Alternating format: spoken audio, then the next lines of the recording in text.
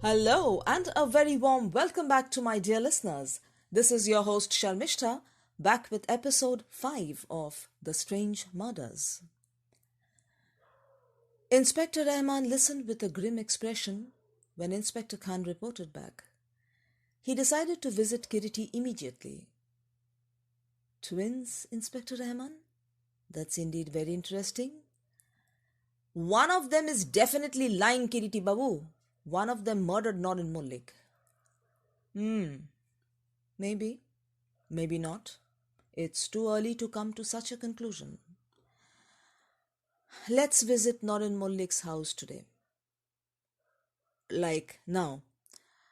I need to see that room. The room was large and spacious. Minimal furniture, but expensive. The walls had artifacts and paintings on them.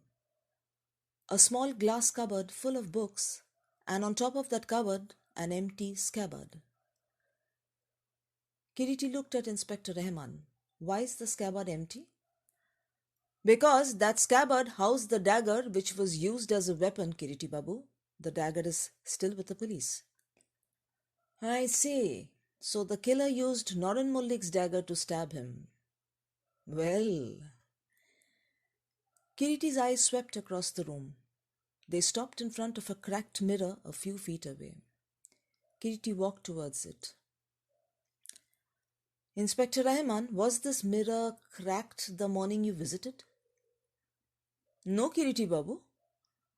But honestly, I didn't notice. I don't know. Maybe not. Kiriti was not listening. He was looking at what was reflected in the cracked mirror, a door, behind him. He turned and walked towards it. It led to the bathroom. Kiriti opened the door and peered inside. There was another door, but it was locked. He turned to Inspector Rahman. Please summon his old servant, Inspector. Manik was a 60-year-old man. He had been with Norin Mullik even when he lived in Burma. Manik, I believe you have been with your master for a very long time now. And added to it, here in Kolkata it's been a year. The servant nodded, his eyes misty.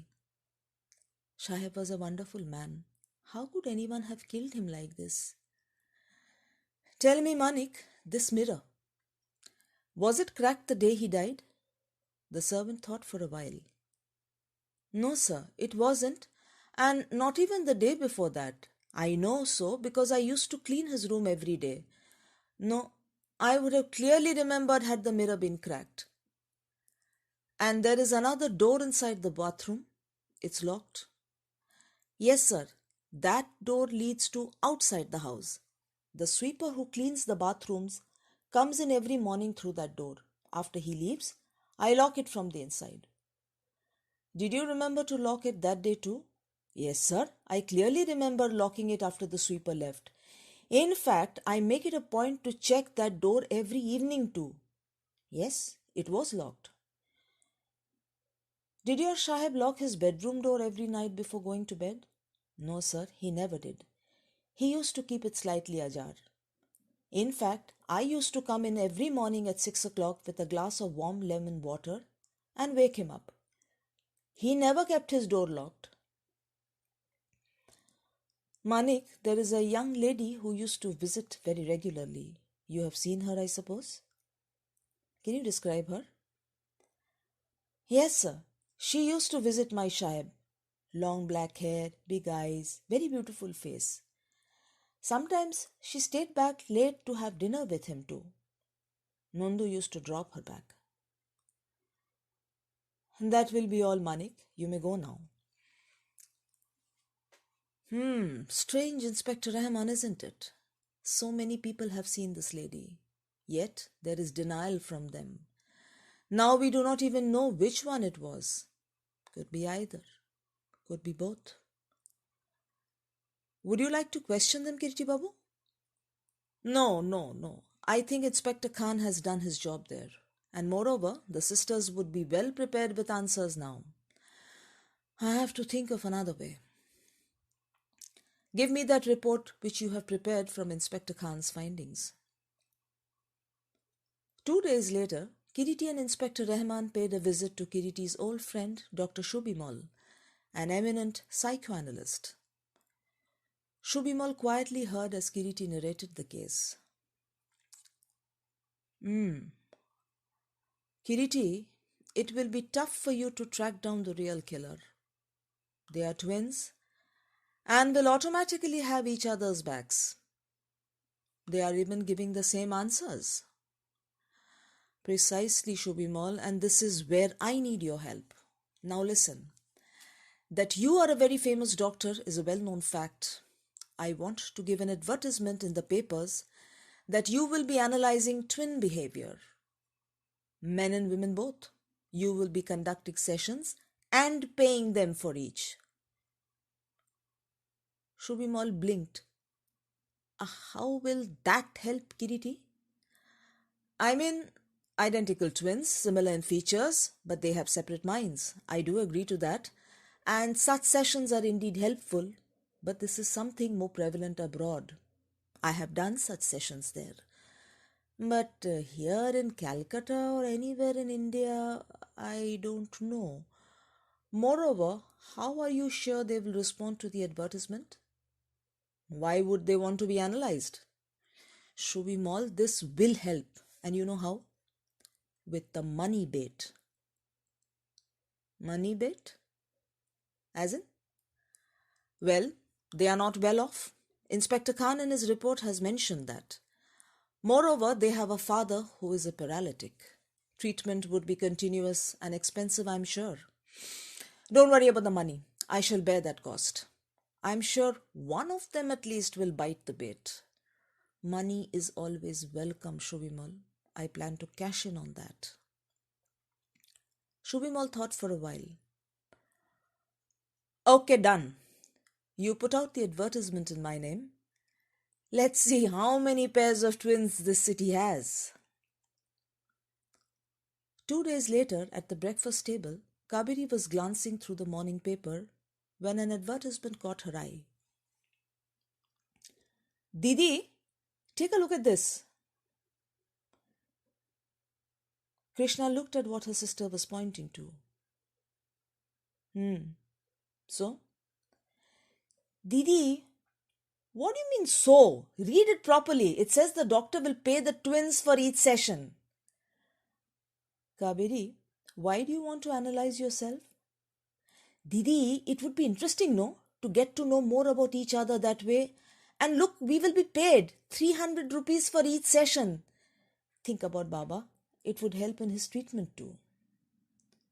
Krishna remained silent. Finally, Kabiri said, You don't go, but I will. We need the money. Kabiri, why would a doctor pay to analyze someone? Shouldn't it be the other way around? I don't have a good feeling about this. Oof, Didi, you and your extra cautious brain. As if we are the only twins in the city. There's no problem here. Go, sit for a few sessions and get paid. Simple. And Dr. Shubimal is very famous. I don't think there's any scam here. The creaking sound of the wheelchair made them stop their argument and turn around. Oh, Baba, good morning. Good morning, young ladies. And why are we arguing early morning? Kabiri told him about the newspaper advertisement. You tell me, Baba, what's the harm in going? After all, we are going to be paid for it. But Didi is... well... Shonjib Chaudhary picked up the newspaper and read the advertisement carefully. He looked at his daughters. You are both going. Krishna began. But Baba, why? Why? Shonjib Chaudhary raised a hand to stop her. I haven't finished yet. As I said, both of you will go. Write a letter to him saying yes and ask for 500 a session. Give him that proposal. See if he accepts. But Baba, why would he agree to this? 500 rupees? Isn't that a bit too much? I mean, we sound greedy. Let's see, Krishna. We actually have nothing to lose. If he accepts the proposal, Good for us. I know how hard you both are working to make ends meet, and my wasted legs, damn them. A little extra money will be good, and if he doesn't accept, we can leave it at that. Kaveri quickly dashed off a letter to the doctor. 2 days later, Dr. Shobhimal was reading Kaveri's letter to him, a grin on his face. He reached for the receiver. Hello, Kiriti. Your plan seems to have worked, my friend. Both the sisters have agreed to the sessions, but they want 500 rupees instead of the 300. Kiriti thought for a moment. Say yes, Shobhimal. I need to find out how their minds work. Say yes. A big gamble. Will it pay off? Will Kiriti be able to learn what the sisters are thinking? Will these sessions lead him to the real culprit? Let's find out as I return soon with the next episode. Till then.